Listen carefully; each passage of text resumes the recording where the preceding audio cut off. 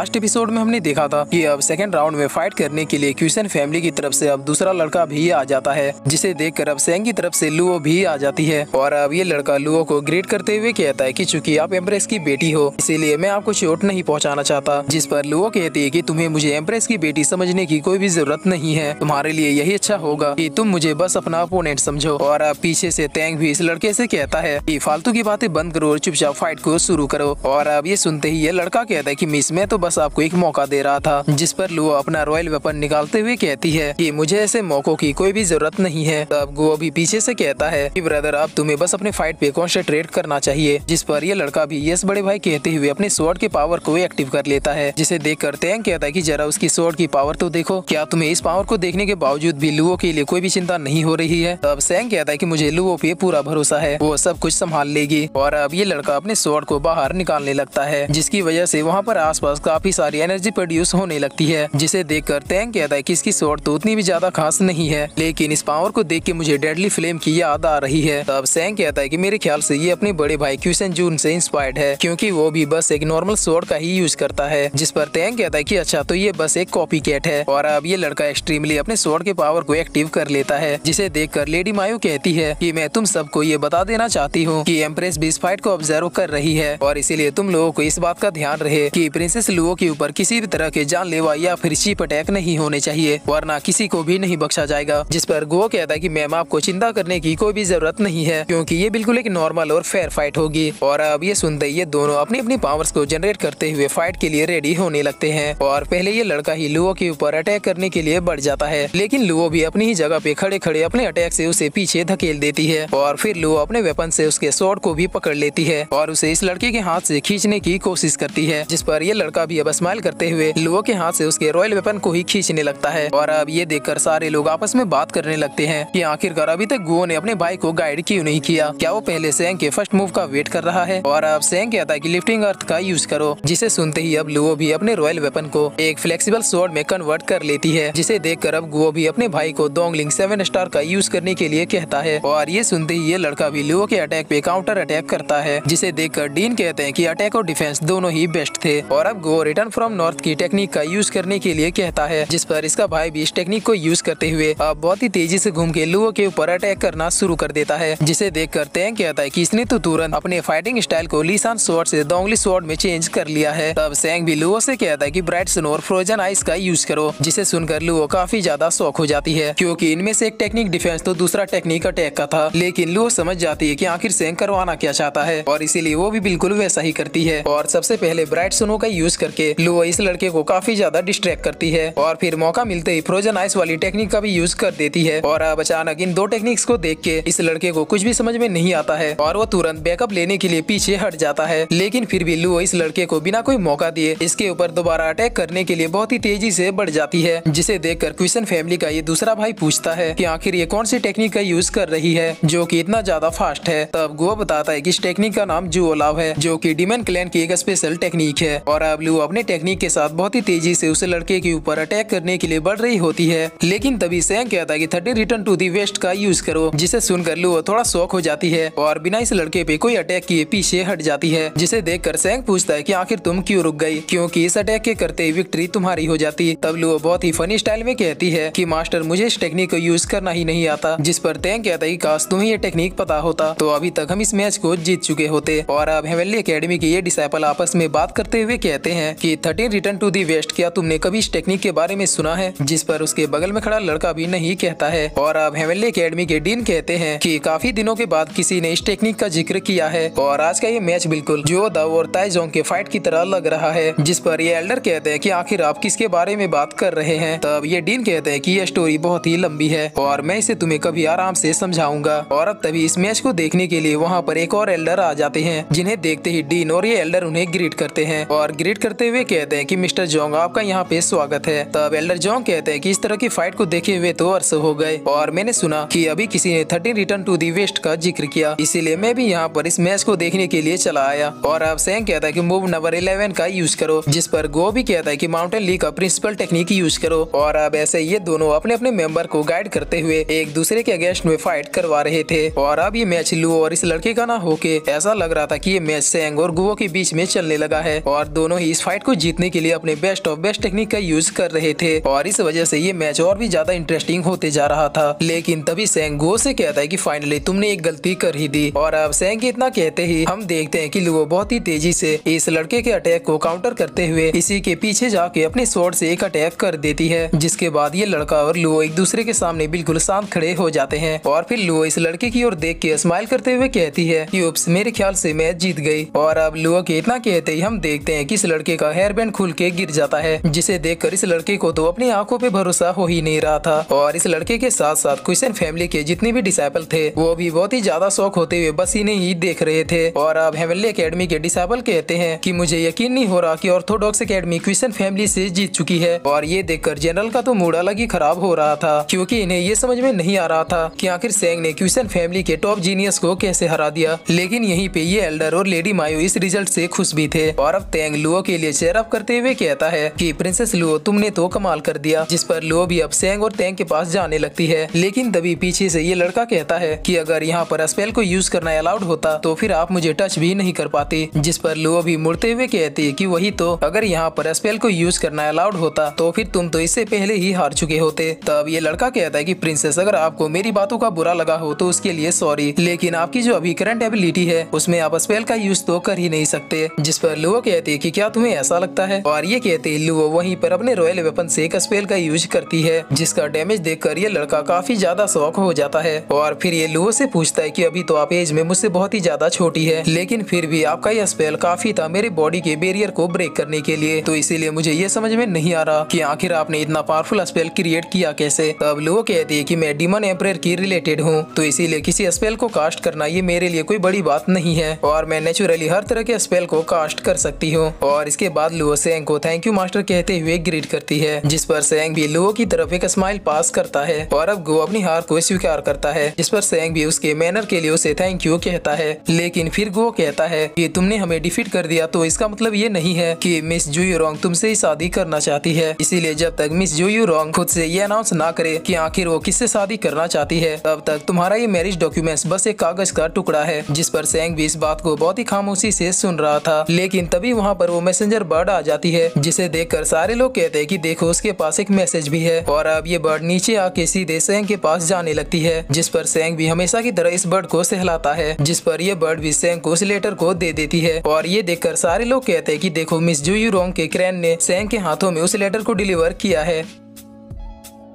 और फिर इसी के साथ ये एपिसोड यहीं पे खत्म होता है।